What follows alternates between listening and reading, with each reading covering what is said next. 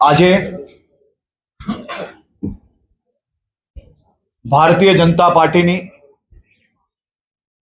ભૂપેન્દ્રભાઈ પટેલના મુખ્યમંત્રી શ્રીના માર્ગદર્શનમાં ગુજરાત સરકાર દ્વારા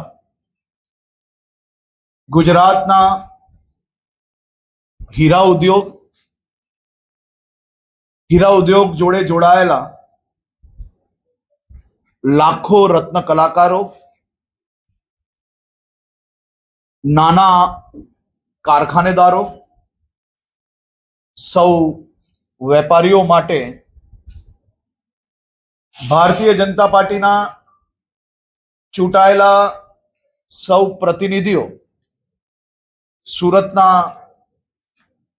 સૌ ધારાસભ્યશ્રીઓ, શહેર ભારતીય જનતા પાર્ટી સાંસદ શ્રી, અમરેલી, ભાવનગર,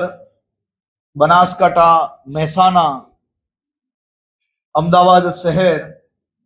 આ તમામ ક્ષેત્રના ચૂંટાયેલા પ્રતિનિધિઓ અને ભારતીય જનતા પાર્ટીના સૌ શહેર સંગઠનો, જિલ્લા સંગઠનો દ્વારા આદરણીય મુખ્યમંત્રી શ્રી અને ખાસ કરીને પ્રદેશ અધ્યક્ષ શ્રી સી.આર. પાટીલજી દ્વારા भी મુખ્યમંત્રી શ્રીને જે ચૂંટાયેલા પ્રતિનિધિઓને ખાસ કરીને રત્ન કલાકારોની માંગ, રત્ન કલાકારોને જે દુનિયાભરમાં હાલ હીરાના વેપારમાં મંદીના કારણે પડતી અનેક તકલીફોની રજૂઆતની બાદ મુખ્યમંત્રીશ્રીએ આદરણીય મંત્રી શ્રી પ્રફુલભાઈ પાનસેરિયા, હું અને એસીએસ હોમ અને મુખ્યમંત્રી શ્રીના પ્રિન્સિપલ સેક્રેટરી શ્રી મનોજ દાસની એક કમિટી બનાવવામાં આવી હતી. ત્યારબાદ હીરા ઉદ્યોગ જોડે જોડાયેલા સૌ સંગઠનો, નાના વેપારીઓ, મધ્યમ વેપારીઓ અને અલગ અલગ સ્તરના વેપારીઓ જોડે અને ખાસ કરીને વિવિધ ક્ષેત્રના રત્ન કલાકારોના જે એસોસિએશનો છે તેમની જોડે ચર્ચાઓ બાદ મુખ્યમંત્રી શ્રી ભૂપેન્દ્રભાઈ પટેલે એક ખૂબ જ મહત્વનો નિર્ણય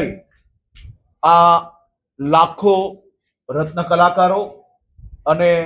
હજારો નાના વેપારીઓ માટે લીધો છે. રાજ્યના હીરા ઉદ્યોગના કલાકારો અને એકમોને આર્થિક રાહત પૂરી પાડવા અને ઉદ્યોગોની સ્થિરતા જાળવવા માટે એક સહાય પેકેજ મુખ્યમંત્રી શ્રી ભૂપેન્દ્રભાઈ પટેલના માર્ગદર્શનમાં તૈયાર કરવામાં આવ્યું છે. મુખ્યમંત્રી શ્રી ભૂપેન્દ્રભાઈ પટેલના દિશા નિર્દેશમાં અસરગ્રસ્ત રત્ન કલાકારો અને સૂક્ષ્મ એકમોના રાહત આપવાનો એક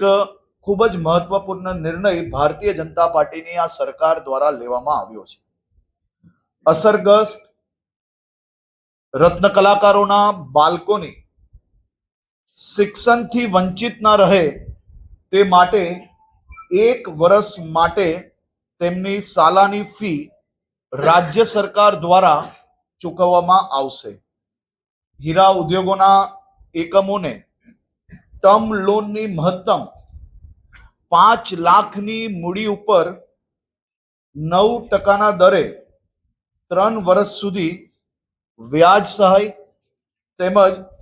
ઇલેક્ટ્રિસિટી ડ્યુટીમાં પણ 1 વર્ષ સુધી મુક્તિ આપવાનો નિર્ણય લેવામાં આવ્યો છે. આના